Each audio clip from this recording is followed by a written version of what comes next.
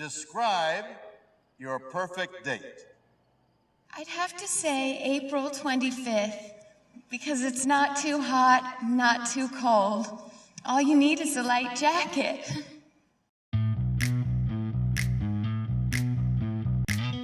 Live from the back of Ruth the Realtor's car, it's the Stacking Deed Show.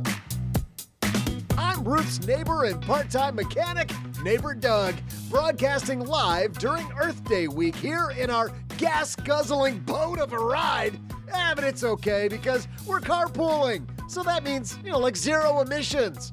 In our Earth-friendly headlines, we talk outdoor spaces and their pros and cons. We cover which landscaping greens save you the most greenbacks while also helping your property value bloom. Joining us today is landscaping expert and owner of Atlanta Fine Gardens, Hamzah Khraim. Plus, we'll discuss the top 5 real estate investor mistakes that all newbies make. And then I'll share some down-to-earth trivia with you. And now, 2 eco-conscious hosts who know a thing or two about greens, the smoking kind, Crystal Hammond and Alan Corey. Thank you, Doug, for that introduction. And again, Doug does not know me well at all. I am not with the greenery. Well, you guys should maybe hang out, spend some time. He keeps making some assumptions about you, Crystal. And me too, but it is what it is. Welcome, everybody. So I'm Condo Crystal, and sitting next to me, we have Alan Corey at Real Estate Maxi in the Twitter streets. How are you today? Hey, guys. Thanks for joining us. I'm excited. Today is... Well, not today. This week is Earth Week.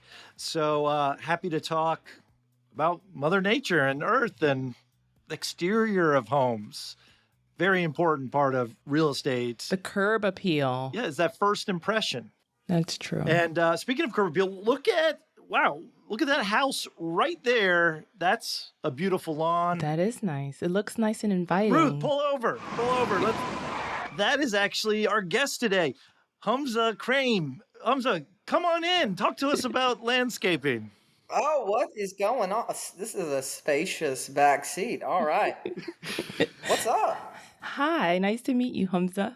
Nice to meet you. Yeah, well, get nice and cozy. Put on your seatbelts. Maybe put on 2 Definitely. seatbelts. Yeah. Yes. You obviously know what you're doing. You come from a background, landscaping. You own Atlanta Fine Gardens. We wanted to get your opinion in today's headlines because I found a great piece on Better Homes and Gardens from Kelly Robertson, 8 landscaping ideas for maximizing your curb appeal. And I was hoping that you could join Crystal and I in talking through some of these top ideas. Yeah, absolutely. I'd love to. All right. So we won't go through all of these, but I wanted to start with number 5 here in their list, which is to turn to a color wheel. And they say the color of your house should be considered when you're choosing plants for your front yard.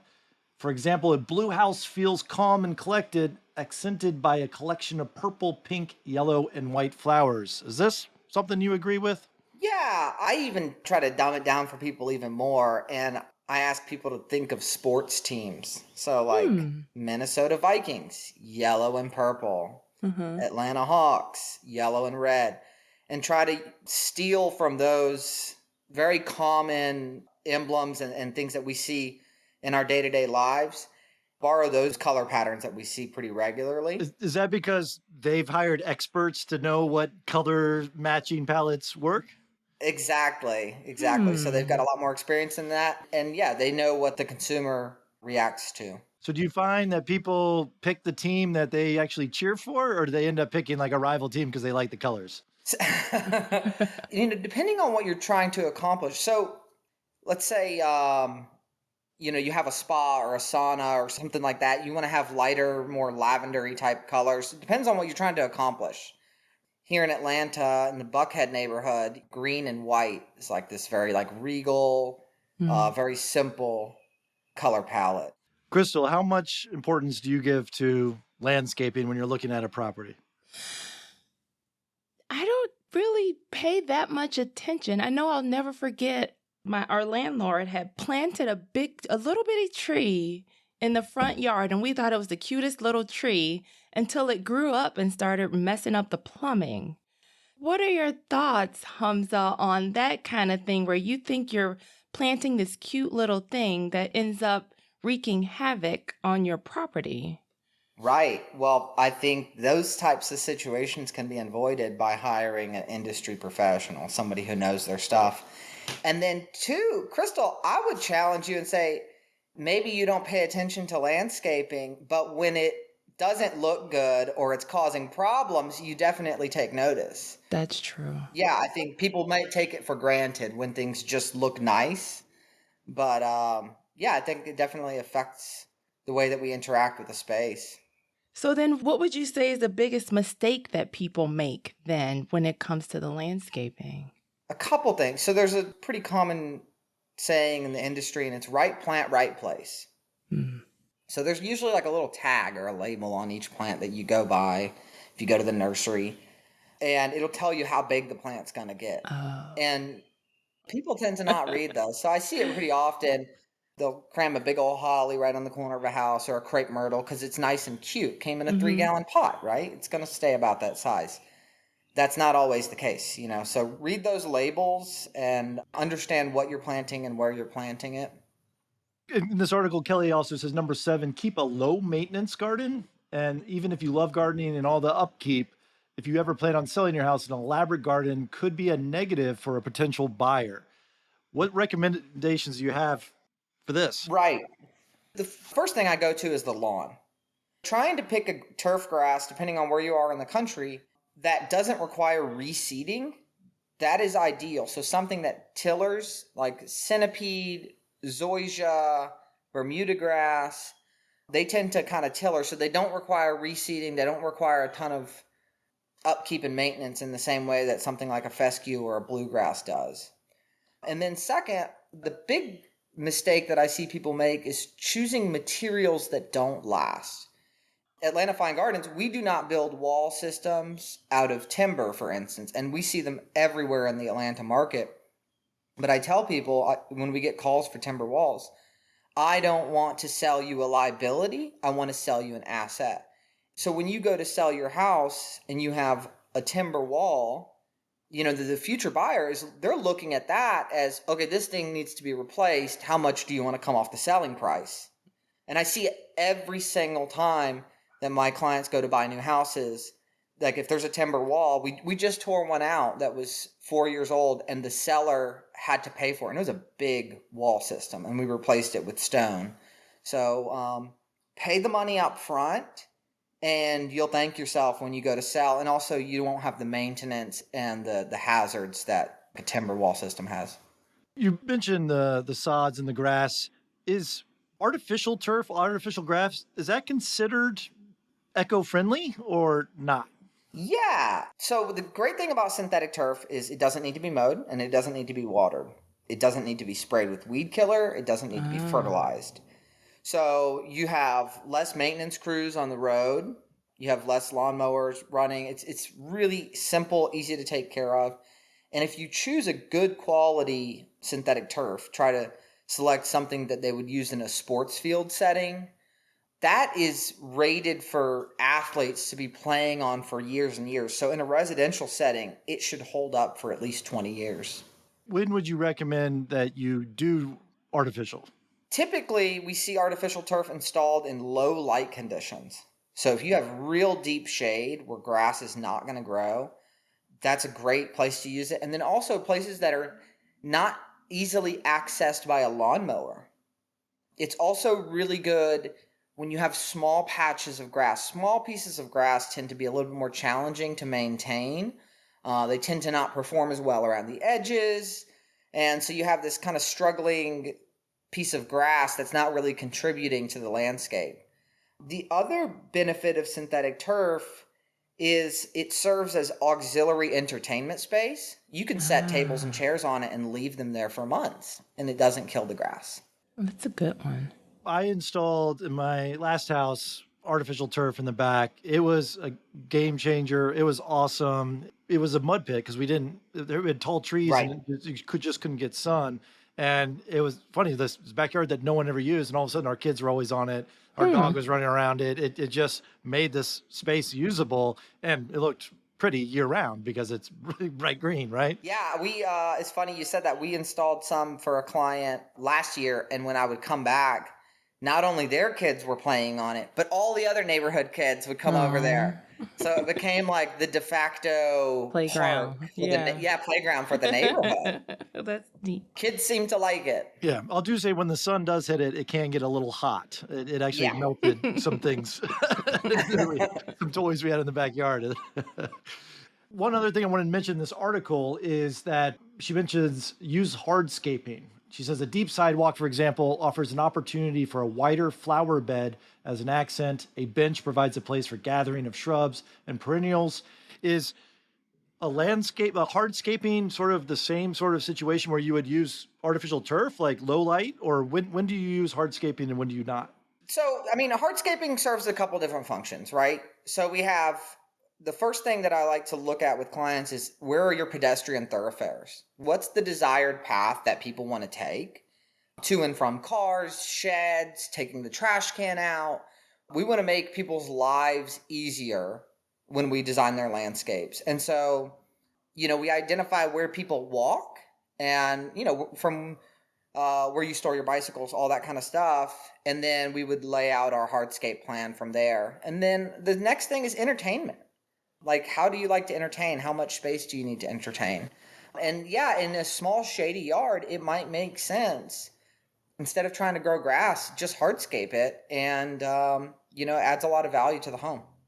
Can we go back to what is hardscaping exactly? Yeah. I would consider hardscaping any hard, like masonry surface, whether that be concrete or flagstone or permeable pavers or pavers. And then also you might throw into there like an aggregate patio, which could be like slate chips or pea gravel. Now those are a lot less expensive up front, but they require significantly more maintenance. What kind of maintenance does pea gravel need? Well, it tends to migrate. It likes to move around. And depending on the type of stone, you want to be careful. Smaller granite pebbles, for instance, will get stuck in your shoes. You go inside and you'll scratch up your hardwood floors. I don't know if this falls under a landscaping category, but one of my pet peeves and things that I just absolutely hate and I don't understand are pergolas. It's like a structure that doesn't block the rain. It doesn't give you shade. It rots over time. Sure, one that's got covered in ivy and it's been around for 30 years, that's pretty. But why do people install pergolas? I think it's, for the most part, architectural. Okay. Right? And it's because the neighbor has one. But, if you have plant material growing on it, it can be really nice. But, I mean, let's go back to what we were talking about earlier, which is ease of maintenance. If people ask for a low-maintenance yard or a low-maintenance garden, I try to steer them away from anything made out of lumber. So if we can have, instead of a deck that's 2 feet off the ground, build a small stone staircase or concrete staircase, and instead of a deck, pour concrete. You're going to save a ton of money, and you're not going to have the maintenance of lumber. And so when you move into a pergola, if you can get something, if you absolutely have to have one, looking at something that's prefab, that's made out of aluminum, it's not going to give you problems for 20 years, right? But something like you said, Alan, anything made out of wood, it's going to rot. It's going to rot, and it becomes a problem down the road, especially if you have plants growing on it. And besides invasive species, any sort of plant that you would just want to avoid? Yes, and there's plenty of articles about it. The Bradford pear, big no-no. Is that a tree?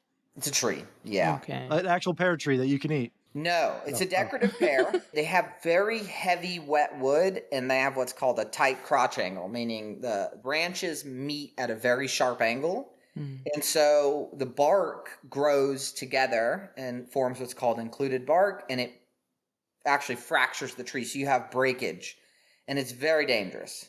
Very, very dangerous tree, huge liability to have on your property. Well, I know Crystal's too embarrassed to ask, but what other trees have tight crotching? I don't know if that's appropriate for radio. That's so funny. So if I'm a landlord, what's the cheapest, nicest, less maintenance thing I should be doing? First, hire somebody to maintain the property so you don't, that is number one. No matter what your landscape looks like, I say hire a service professional so things don't get out of hand. Somebody that can keep an eye on things, that can say, hey, this tree's roots are growing into the foundation of your house. You might want to get that looked at, or you might want to get this taken care of. So that's the first thing, is having industry professionals come out and maintain the property. But as far as the construction or the building and design of a residential garden for a landlord, simplicity. Okay. Selecting turf grass that doesn't require a ton of care if you are going to sod. And then plants that don't grow huge around the house. So again, read those labels. There's plenty of plants that'll stay nice and tidy and compact. In my head, is this accurate that the simplest plant is a cactus?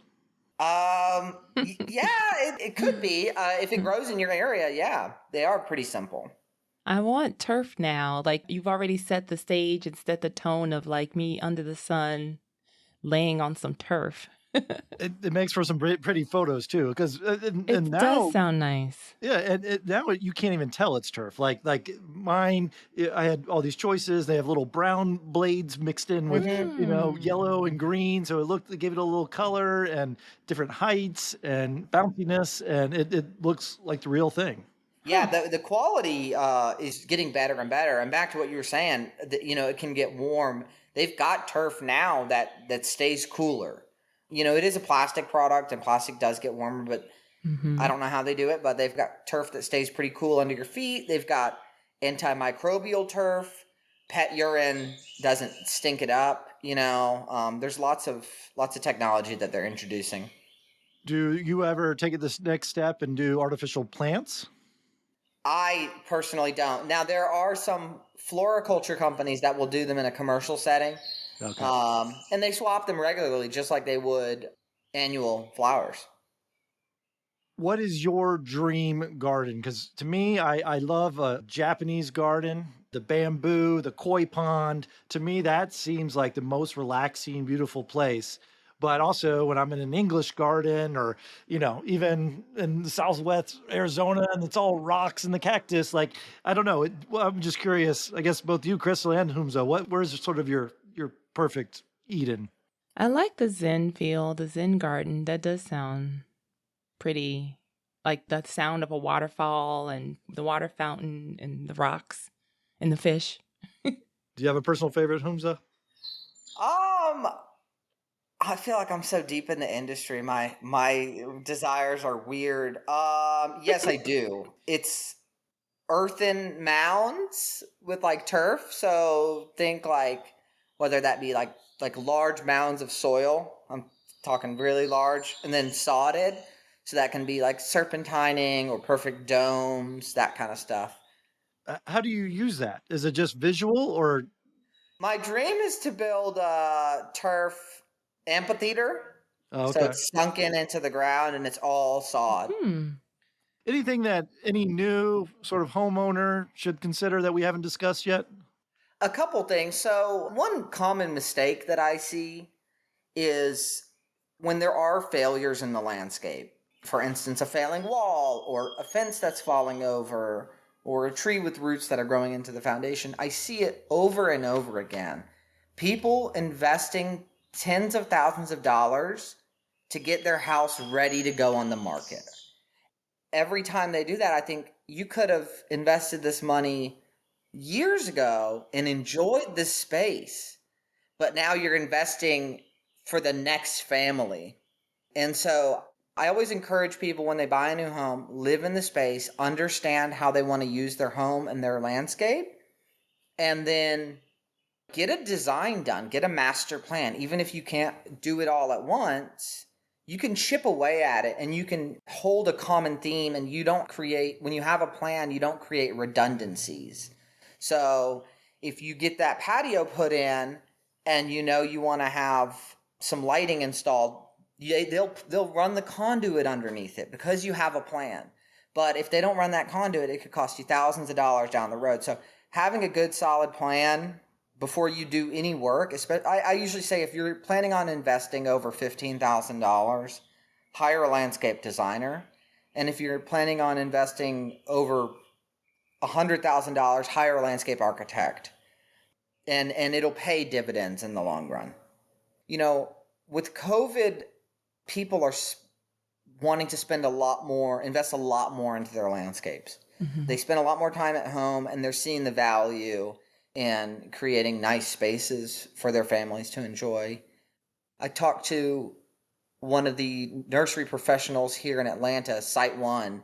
Their sales are up 200% this year, and they're a huge national brand. Their plant sales are up 200% in 2023. And that's not just, I know that's not just new construction. Yeah. That is homeowners wanting to invest in their landscapes. You do bring up a good point, Humzah, because when I was selling my last place, I did all the upgrades because I was selling. And then I was like, kind of don't want to move now because I did all these upgrades. That happens on the interior too. People renovate that kitchen and then sell it. Yeah, I hear you. Well, thanks for joining us, Humzah. We'll let you get back to the beautiful yard here. We love that you came and shared your knowledge with us. Yes, this was a pleasure chatting with you. Thank you for the opportunity. I appreciate the lift. Yeah, anytime. And how can people get in touch with you? You can reach us on our website, atlantafinegardens.com.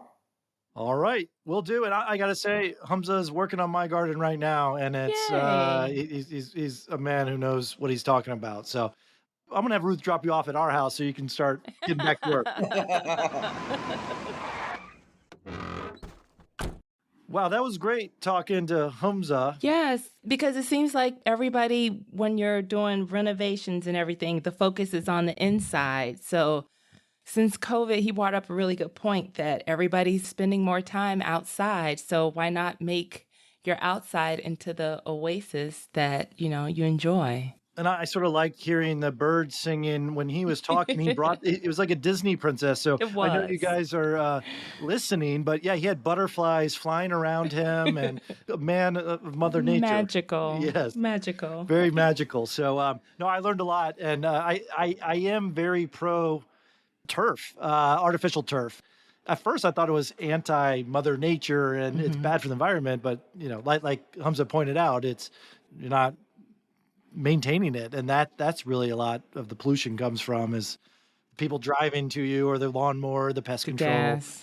Yeah, I would have never considered turf, but now it's definitely on the list. I'll tell you that when you get a quote, it's always more expensive than you're expecting it to be, but then it's like forget it. Maybe if you calculated all your land care for 10 years and you're like, oh, I don't have to do that anymore, but you just got to pay it all in one lump sum, then it makes sense. So coming up next, we will talk about our top 5 mistakes that real estate investors make. But first, I believe Doug has some trivia for us. Hey there, daters. It's Ruth's favorite earthling, Doug. And it's time for today's Property Pop Quiz. As we're celebrating Mother Nature and all its power, it has me flooded with emotions, which is perfect for today's watered-down trivia question. Experts estimate 5 to 10% of the U.S. population lives in a flood zone. But which U.S. state has the most floods? I'll be right back after I go do some recycling. That's just hopping back on my bike, right?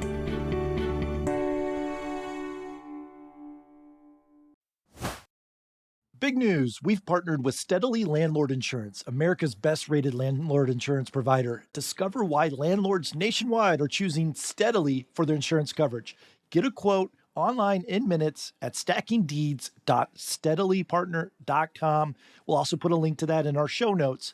Steadily was founded by landlords for landlords and specialize in landlord insurance. They've made their mission to be the absolute best provider in the market for dwelling, umbrella, builder's risk, renter's insurance, and more. Go to stackingdeeds.steadilypartner for your white glove insurance needs.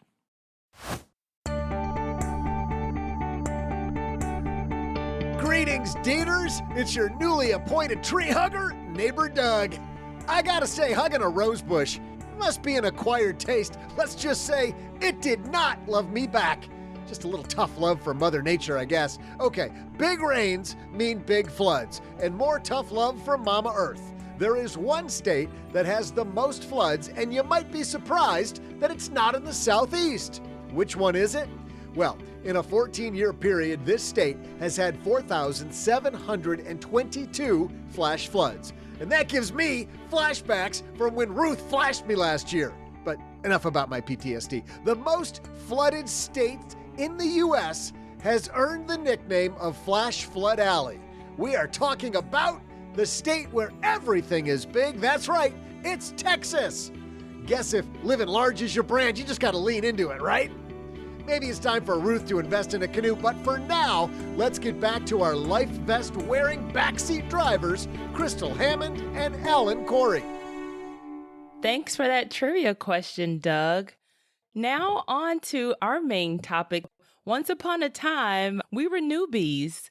So we wanted to pull together our top lists of what are the top mistakes that we've noticed newbies made. So we just want you to avoid making these mistakes. Right, Alan? Top real estate investing mistakes made by new investors. Yes, let's cover that because I feel like we're here to help you not make the mistakes that we've possibly made in our career and help you get off to a better start and be a little bit more successful right out of the gate. Now, I haven't seen Alan's list and Alan has not seen my list. So both lists are going to be full of surprises. So who wants to go first? Okay, I'll dig in. This is the biggest mistake that I've seen helping people buy real estate for over 20 years is they zero in on a property they want to live in themselves. What I mean by that is that there's a certain sense of pride or like their backup plan is, oh, I can live in this house if it doesn't work out and it's going to be in a primo neighborhood. It's going to be beautiful, newly renovated. And typically you're paying a premium price for that type of product and the numbers are just not going to work. And I don't start investing where you want to live. I just feel like that's a bad move just because typically the nicer the property, the lower the cash flow. It's just, you're paying a premium because it's so nice. You're paying a premium because it's renovated. Just start in mid-grade, right? It doesn't have to be bad. It doesn't mean you're a slumlord. If it's not something you want to live in, everyone's in different stages of their life. And there can be tenant pride in a property of all condition and landlord pride, same sort of thing. So that's the biggest mistake that I see is that it's hard to make numbers work if you can see yourself living in the property yourself. Ooh, that is a good one. I like how you threw in a couple gems in there. You know, the higher the price, the lower the margins probably on that. Well, the nicer the property. Yeah, I mean, that's a good one. I always have a phrase that people enjoy where I say, I want my house ugly in the street, but sexy in the spreadsheets. You know, what I mean by that is, honestly, it's the ugly homes make the most money. Like, because people are not going to buy those as primary, but tenants will. And only thing tenants care about is their budget. You know, I've got $1,000 budget. What's the best property I can find for $1,000? That's all they care. And they don't care if it's on a busy road, if it's in a flood zone, like our trivia question, if it's under electric wires. Primary owner buyers sometimes care about that. But tenants don't, because it's sort of a temporary living situation, and you can get those properties at a discount and still charge the same as, you know, a pretty decent rent for what you're buying it for. That's my mistake that I see every newbie want to make. Oh, that's a good one. And then you're thinking about the different crystals, like 18-year-old crystals looking for a totally different apartment than 22-year-old crystal or 30-year-old crystal. So yeah, think of the different stages of life. And you're the landlord. You're providing that for that person. Okay, mine is a little similar, a little different. I would say kind of close to the shiny syndrome. Like some people pick the first option instead of, you got to shop around and be patient. You know how a lot of advertisements, they say, get 3 estimates before you go with one, or talk to different people. Some people don't do that because they think it's going to slow down their process. But I think it's a good idea to do it just so that you're getting different perspectives. You know, talk to 3 different mortgage brokers and pick 3 totally different ones. You know, pick a guy, pick a girl, or pick young person versus old person. Older persons, they might have a totally different perspective on the industry, on trends. You may get a different feel from a person that was recommended to you. You know, go with your gut on these things. So I would say most people don't shop around. They just think, "Ooh, this is something good. I'm going to miss out if I don't jump on it," instead of just taking a breath, taking a step back, and just consider some other options before you just hop in with both feet. Yeah, I've been guilty of that, especially on the contractor front. The first person that shows up gives me a quote. Great, that works for me. Let's get it done. And I usually always regret that I didn't get a second quote, or find the guy, be willing to be patient and wait 2 weeks for the work to be done properly rather than who's available today. That also extends, like you said, to other vendors and third party, because it takes a team to be successful, and shopping around and building that team and curating those vendors is really a big part of success. So if you want that shortcut, though, go to a property management company, which is a common refrain I have, because that property management company has definitely done that curating. And they have a Rolodex of multiple mortgage lenders for different things, and painters and electricians. And so you can leverage their networks as well. But I'm glad you point that out, because real estate is not get rich quick, and it's not get to passivity quick. It's get rich eventually, and just set up a lot of upfront work, leverage that upfront work so that you can really get the benefits and make it passive in the long run. Nothing better than having that contractor that you completely trust. It takes me a couple of years per property or per zip code to finally find that one that I know is going to show up and do a good job and charge me a reasonable price. And, I'm completely happy paying average or above average to the guy I trust, right? Like that, I'll pay, you get what you pay for. So I'm glad you pointed that out. And I think that's a great mistake, that speed is not the name of this game at all. Right. Slow and steady wins the race, and cheap is more expensive. That always happens. Oh, yeah. Oh, totally. Oh, cool. Okay, we're off to a great start. What's your next one? Okay, so another mistake I see quite often is not having a pivot or a backup plan. So I love this as a way to reduce risk. Let's say I'm buying a property to be a short-term rental, and the numbers look great. Oh, this is going to be wonderful. I want every property I buy to have at least a pivot where it's like, okay, what if the short-term market changes, or I can't get a license, or something happens? I want to have a pivot to still make money with that property. And that pivot could be a long-term rental, or maybe I could house hack it, or maybe I can turn it into student housing, or add an addition and then I can flip it and sell it, or whatever. Like, I just want to have at least one option, if not two options, where, hey, option A is going to make me the most money, but if that doesn't work out, option B is going to make me some money. And then maybe option 3 is going to make me break even. And that way I feel like everything I invest in is risk-free. Nothing is, but I feel that way because I'm like, I've got 3 solid plans to break even or make money. That's how I evaluate properties. Or like, what are my pivots if I ever need them? Hopefully I never need them, but I just want to know what they are.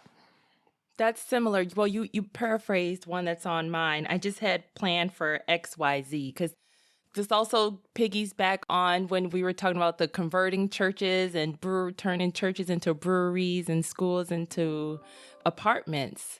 That's another pivot that you have to think about, because one of my new favorite pastimes is just searching Redfin for different properties. I remember when we had Tom on the show, and I believe you said this too, Alan, where sometimes the listings are mislabeled. So there was one listing I saw that was listed as a duplex, and I was like, and when I looked at it, I was like, this is clearly a single family home. So you'll have to dig in and see, oh, it's an illegal duplex. So then you're going to have to go to the city and see if you can get it rezoned. You'll have to see if you can pull new permits. That's a whole process that, number one, you probably didn't think of, and that's not a part of your budget. And number 2, do you have the team to help you get from plan A to plan B to plan D?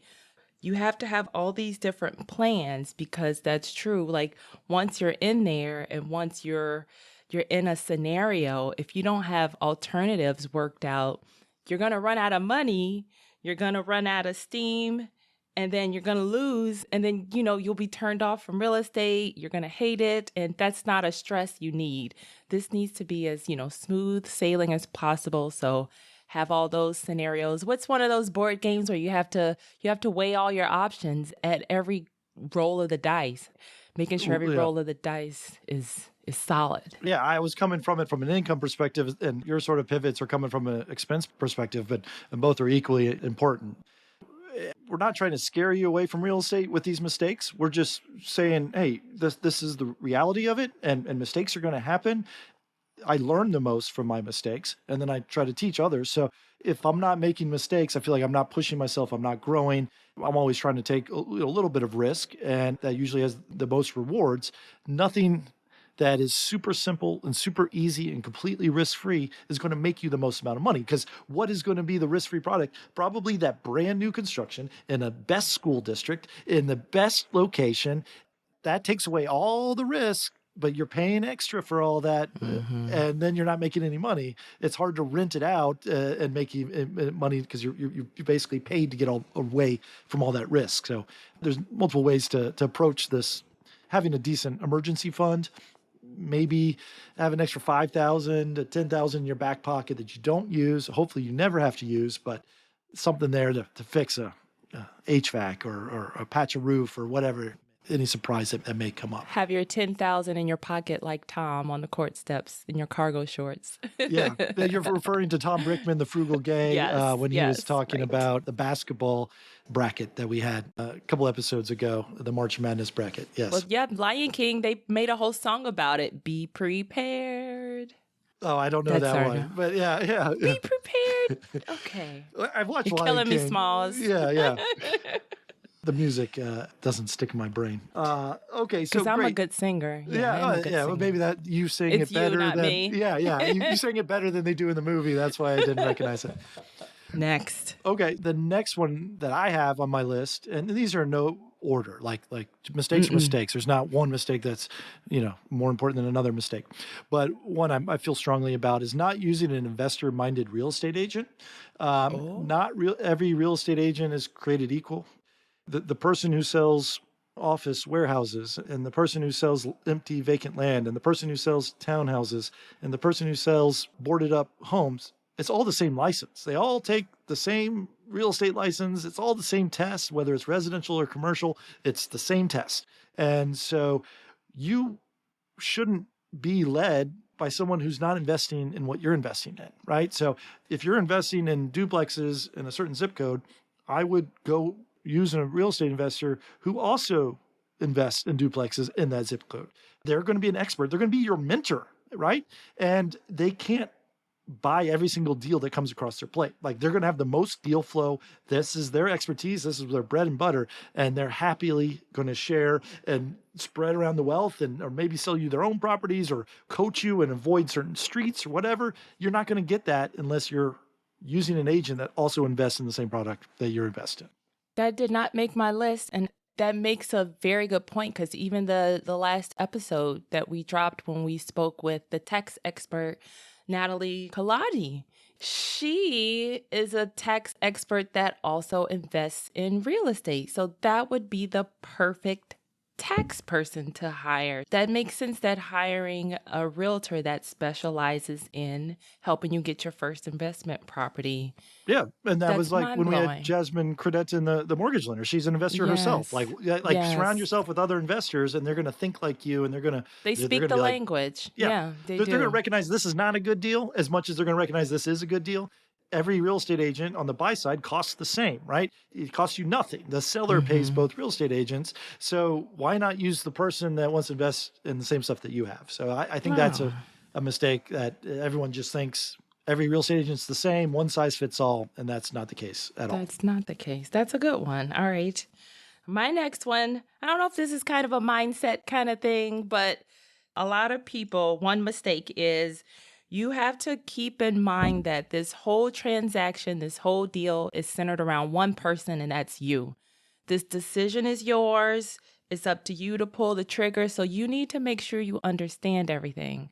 Make sure nothing's moving too fast. People aren't talking over your head, and that you really got a firm grasp on everything. Like, all these people are coming together to help you. So you can say no at any time. Well, before you pay earnest money is your point of no return in most cases, because you are paying someone to say, hey, take me seriously. Like, I'm not, walking away. But before you get to that point, you need to make sure you're sure. You want to be sure as the sun is shining. I know that's a corny phrase, but in your gut of guts, you need to explain it to me like I'm 5. I love saying that. It's a cool catchphrase. You know, it's what the cool kids are saying. And it's what the people that aren't getting scammed saying, you know? So you don't want to fall for any scams. So you want to make sure nothing proceeds without your consent and your full understanding, because they're here for you. Yeah. And you're in control. Yeah, I always say that real estate's like learning a new language. And so you've got to understand what that language is. And it gets easier, just like you're learning a new skill set. You're going to fall off the bike a couple times, and you're not going to understand what shifting gears means, but until you start doing it yourself. And so there is a learning curve. It doesn't mean avoid it, and just be open to it and be optimistic that you're going to get through this. You're going to figure it out, because every landlord I've ever had in my life is the dumbest human being, and they figured it out. So I was like, I can do this. If these landlords are the bar, the bar's really low. I can beat that. My last mistake here that is often done is not getting started earlier.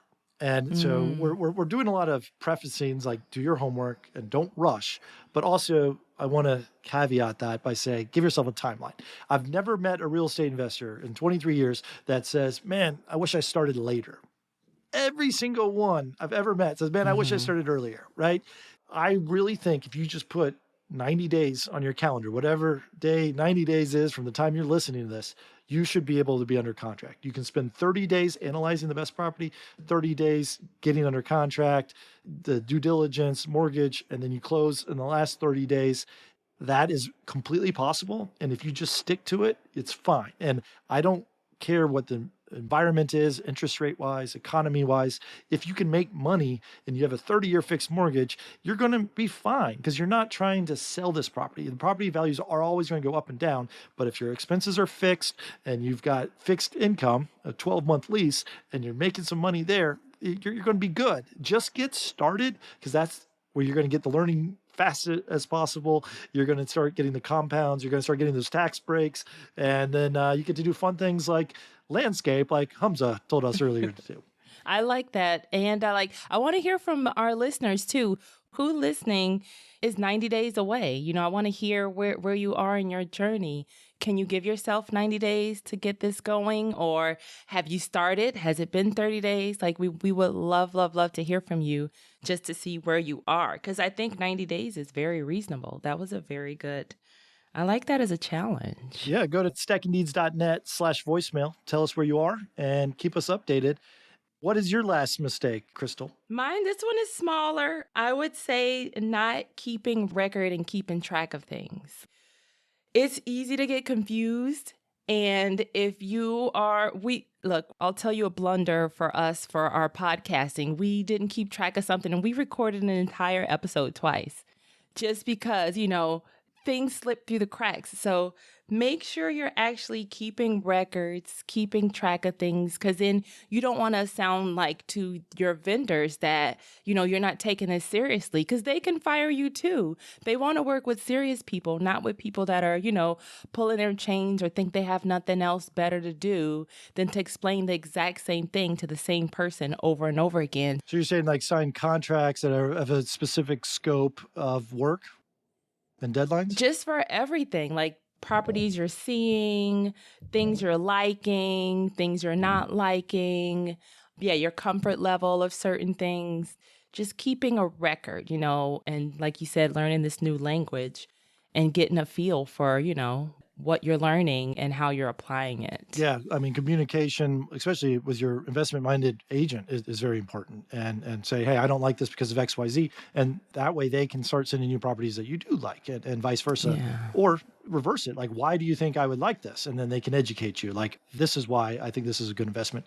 And it's just having that dialogue. So I think that's very important. And also record keeping in terms of like bills and repairs. To me, that comes back to having a really good property management system. You can do it all in Excel and over email, but a property management system where every repair is recorded, every income is also captured there and collected, that'll make your life much easier, especially when it comes to tax time. So I think those are good mistakes. Just dot your I's and cross your T's, and hopefully you guys can learn from these mistakes that Crystal and I are covering today. Yes. If you want a recap of these mistakes, go to stackingdeeds.net/show notes. subscribe to those show notes, get our mistakes that we just covered today and more. And I hear the phone ringing, Crystal. Oh, that means it's the time for our last segment, Ring Ruth's Rotary. It's our call from one of our lucky listeners. Let's check it out. Hi, Alan and Crystal. This is Sarah. I heard that all real estate investors should follow the 1% rule. The 1% rule in real estate dictates that a property's rental income should be at least 1% of the purchase price. What are your thoughts on that? Ooh, thanks for calling in, Sarah. I think I know what the 1% rule is, but I don't know what the 1% rule is. Alan, what is that? Yeah. New investors love to anchor on this, but basically it's a ratio of the rental income to the purchase price. So if you're looking at a $100,000 property, 1% of that is $1,000. So as long as it rents for $1,000, it's basically more or less going to be a safe investment. That's the 1% rule. Some people live and die by that, but I'll tell you it's very regional. You might find that in rural areas, maybe the Midwest. It's tougher in the more urban, dense cities to come across the 1% rule. So what I typically recommend is just figure out where you're investing and what that percent rule typically is. So I find the rent and the average purchase price of the properties, and sometimes it's 0.5%. But once I collect about 10 recent comps of an area, and I say, what is the percentage of the rental income to the purchase price? I'll see an outlier. It might be 0.4%, 0.4%, 0.4%. Here's one for sale that's 0.6%. Then I know, wow, this one is sort of outperforming the rest in the area. So the 1% rule, yes, I agree. If I'm doing back of the envelope, no matter where I'm at, typically 1% is going to make you money. It just doesn't exist in every single area. And it's really back of the envelope. It's a rule of thumb. It's not a concrete rule that you must hit. I wouldn't zero in and focus on it specifically. Just focus on the average of your area and then try to find those outliers. Got it. Yeah. So you're saying this is not your spreadsheet math. This is your, I'm looking for a deal.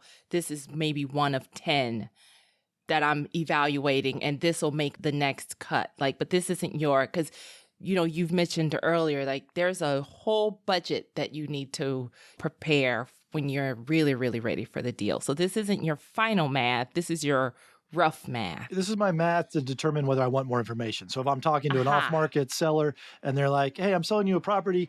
Okay, how much is it? $200,000. Okay, what do you get in rent for it? And they say $500. And I'm like, oh, wait, that's out of whack. I can just do a quick, easy math. But if they're like, oh, I rent it for $2,500, then I'm like, wow, that's higher than the 1% rule. Okay, this may work. And if I'm in a town that has a 1% rule. So it's just one of those things where it's like, okay, I'm not ready for that purchase yet. Thank you. Or, hey, if you're willing to sell that closer to $150 because you're getting $1,500 in rent, I would be interested. It's just a way to quickly say, is this deal worth more of my time or not? Perfect. I think that's the perfect answer. So you're just using it as your gauge. Yeah. And so, Sarah, hopefully that's helpful. We'll also do a deeper explanation in our show notes as well. There's not one catch-all, rule of thumb for real estate investing, but it's one of many. And the more of these that you collect over time, add them to your evaluating methods of properties, the easier it becomes. And if you have a question for Alan and I to answer, head over to stackingdeeds.net/voicemail. Leave us a message and we'll answer your question just like we did Sarah's today. Alan, I believe that is a wrap. What a great show. I really enjoyed talking landscaping with Humzah. He's always fun and creative. And so that's my takeaway and really understanding hardscaping benefits and artificial turf. I'm going to apply that in all my properties, just sort of, I love the low maintenance evergreen sort of things. And I'm going to have to pick out my favorite sports team to have a color palette to build around now. I've never seen that, but I definitely want to know what turf prices look like because I have visions of my feet, walking across turf instead of, dirty grass. So, you know what I did? I actually bought flip-flops that were made out of turf. So it felt like I was walking on grass. They looked hideous, but they were comfortable. That's funny. That would be a cute giveaway to a listener. Yeah, maybe we'll create some Stacking Deeds swag that way. We can look into that. Well, thanks for tuning in. Doug, what should we have learned today? So, what should we have learned today? First, take some advice from Hamzah Khraim. A good yard looks effortless, but it may take a team to get it to look that way. Consider hiring a landscape architect or designer to really make your outdoor space pop. Second, it's okay to make mistakes. After all, an investor with a perfect track record is not taking enough chances or is not human. Investing has a learning curve, so go in with the understanding that not everything will go as planned. But the big lesson? Turns out, recycling has nothing to do with bicycles. Who would have known? Guess I've got some homework to do on icicles now. Those dying icebergs have to be repurposed somehow. Thanks to Atlanta Fine Gardens founder Hamzah Khraim for joining us today. You can find out more about Humzah at atlantafinegardens.com. We'll also include links in our show notes at stackingdeeds.net. Thanks to our hosts at Real Estate Maxi, aka Alan Corey, and at Condo Crystal, aka Crystal Hammond. Our producer is Jasmine Radler and editing by Steve Stewart. See you next week on Stacking Deeds.